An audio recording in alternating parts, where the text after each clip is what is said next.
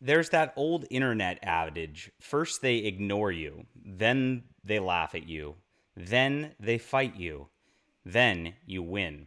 And I think Eric July actually has to deal with all of these simultaneously. He's getting ignored by a lot of the media, he's getting laughed at by a lot of the media, he's being fought by a lot of the media, and yet, for some reason, he's still winning. And this is what we'll get into today. All right, everybody. My name is John Delarose. I'm a #1 best-selling author. I am absolutely familiar with this media treatment. I've had a lot of it going on from the leftist media myself.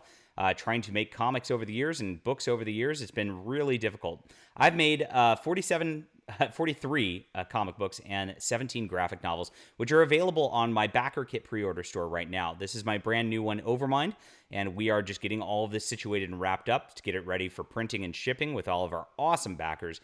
We crushed it on our way up here. It's been an awesome, awesome year with Rippaverse and just the tide lifting all boats. I'm very happy, and I love that you guys have come on board. I appreciate it. I call it the Ripple effect. It's been awesome. So check this out. This link's in the description below. I have all of my books here. So if you see something that speaks to you, a character that you like, check it out, because I have a lot of different stuff, a little something for everybody. That's what I try to do. And, that's what the corporate media should be doing, but they don't. They just make their woke crap and then yell at anybody who opposes it, or even just kind of does their own thing. All right.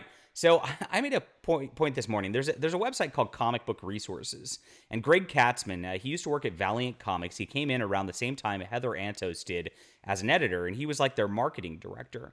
And then he got picked up by CBR as their content creator. You can see how the industry is incestuous. Like, he's doing marketing for this one company. Now he's the content director for CBR. It's like they all just position each other in this access media, right? So they all just kind of talk about each other's projects, and that's exactly what they do. So I found it curious, because Comic Book Resources is one of the biggest comic book news websites in the world. And for some reason, with Eric July making more than $2 million on a crowdfund campaign, a pre-order campaign, whatever you want to call it, doesn't matter. He's crushing it, is what it comes down to. For some reason, they haven't covered it. Why is that? Well, we know why. It's political.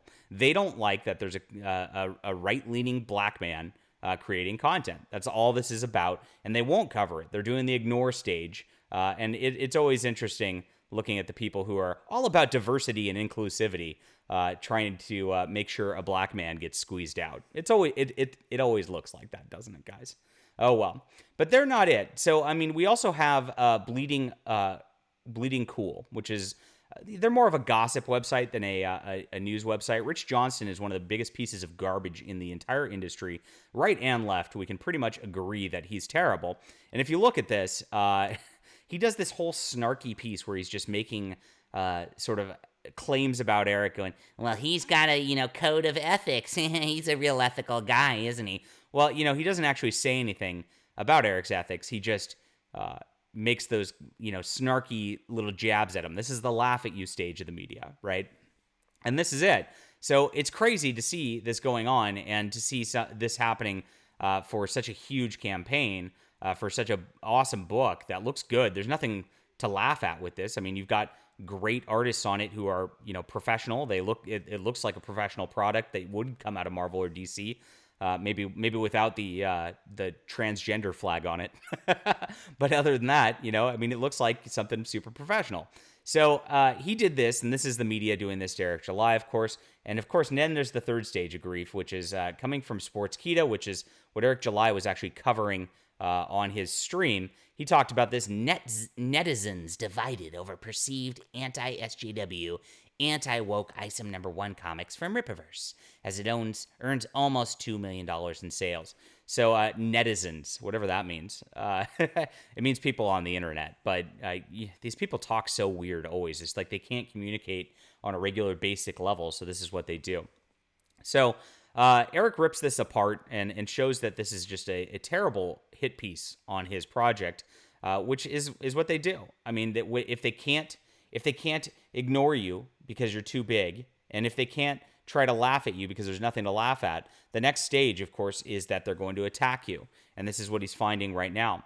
But oddly enough, none of this matters. Like, it doesn't matter what the mainstream media does, because there's a groundswell grassroots movement around this. People are so sick of what the corporate media is doing all the way around, and they are very excited to have a real alternative who's not going to mess around, who's got everything in his warehouse. He was showing off the books the other day. They look great. I'm excited to get my copy, and I know you're excited to get yours too. All right. Leave a comment down below with what you think about this. This is like that stages of grief from the media, and I love watching it personally because it's just winning on our side. We are finally making progress in the culture war, and I'm so excited.